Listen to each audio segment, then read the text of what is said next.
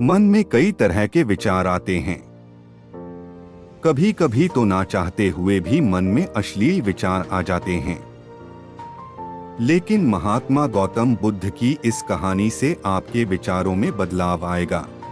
बुद्धा कहानी मनुष्य का मन बहुत ही चंचल होता है और इसलिए मन में कई तरह के विचार उत्पन्न होते हैं। क्षण भर में ही व्यक्ति का मन कई चीजों को सोचने लगता है। इसलिए तो कहा जाता है कि मन को काबू करना आसान नहीं, लेकिन गौतम बुद्ध मन को नियंत्रित करने के आयामों के बारे में भी बता चुके हैं। मन में विचारों का आना गलत नहीं है कि, लेकिन मुश्किल तब हो जाती है या विचार ऐसी परिस्थिति में गलत होते हैं जब मन में अश्लील विचार आते हैं। कभी कभी तो ना चाहने के बावजूद भी मन में अश्लील विचार आते हैं। अगर आपके मन में भी ऐसे विचार आते हैं तो गौतम बुद्ध की इस कहानी से आपके विचारों में जरूर बदलाव आएगा। बुद्ध की कहानी अश्लील विचारों को कैसे रोकें।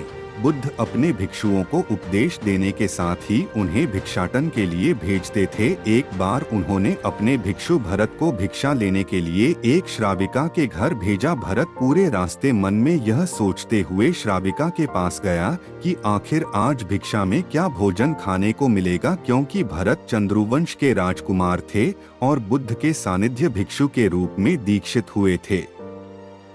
हमेशा भरत को महल में खाने के लिए स्वादिष्ट पकवान मिलते थे, लेकिन आज भिक्षा के रूप में उसे जो भी मिलेगा संतुष्ट होना पड़ेगा। श्राविका के घर पहुंचकर भरत ने भिक्षा मांगी। श्राविका ने भरत को बैठने के लिए कहा और भोजन लाने के लिए घर के भीतर चली गई। इधर भरत फिर से अपने प्रिय भोजन के बारे में सोचने लगे और जैसे ही श्राविका भोजन लेकर आई तो भरत अचंभित रह गए। भरत ने देखा कि श्राविका ने उनके लिए उनके पसंदीदा पकवान परोसे हैं और अपने प्रिय भोजन को देखकर वह खुश हो गए।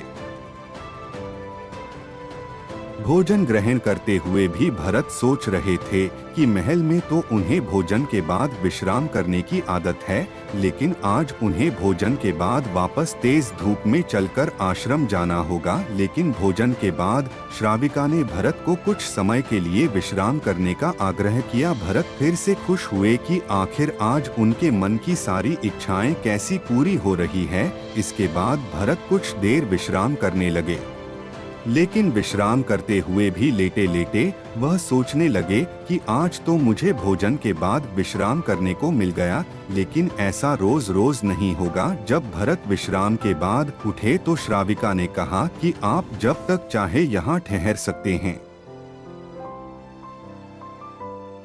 भरत अब समझ गए कि ये कोई संयोग नहीं हो सकता। उन्होंने श्राविका से कहा कि मुझे क्षमा कीजिए, क्या आप मेरा मन पढ़ सकती हैं? श्राविका ने हाँ में उत्तर दिया और कहा कि हाँ, मैं मन पढ़ सकती हूँ। शुरू में यह कठिन था, लेकिन फिर मैंने स्वयं के मन विचारों को देखना शुरू किया। पहले मेरे विचारों की संख्या अनगिनत हुआ करती थी। इसके बाद मैंने विचारों पर ध्यान केंद्रित किया, बिना पक्ष विपक्ष के अपने विचारों को देखने लगी।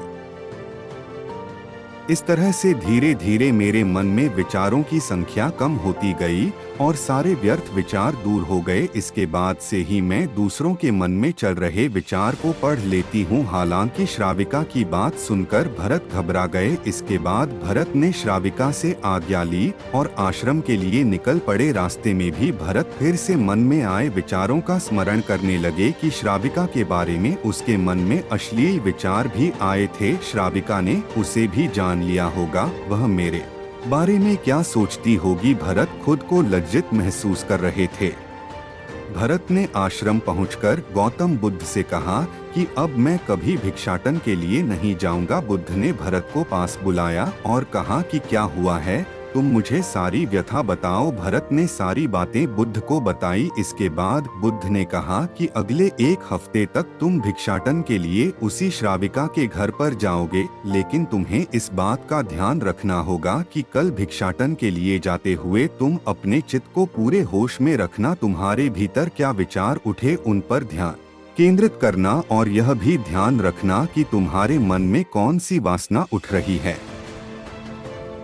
तुम कल इन सभी चीजों को ध्यान में रखकर जाना और इसके बाद मुझे वापस आकर बताना। अगले दिन भरत भिक्षाटन के लिए गए। बुद्ध के बताए अनुसार वह पूरे रास्ते अपने होश को जागृत रखते हुए चल रहे थे। जब श्राविका का घर आया तो भरत ने भिक्षा मांगी। उसके भीतर कोई वासना नहीं थी और न ही कोई विचार उत्पन्न हो रहे थे, क्योंकि उसने अपने मन को पूरी तरह जागृत रखा था। भरत ने भिक्षा ली और आश्रम चला गया। भरत ने बुद्ध को प्रणाम किया और कहा कि आज उसे जिस आनंद की अनुभूति हुई वह पहले कभी नहीं हुई।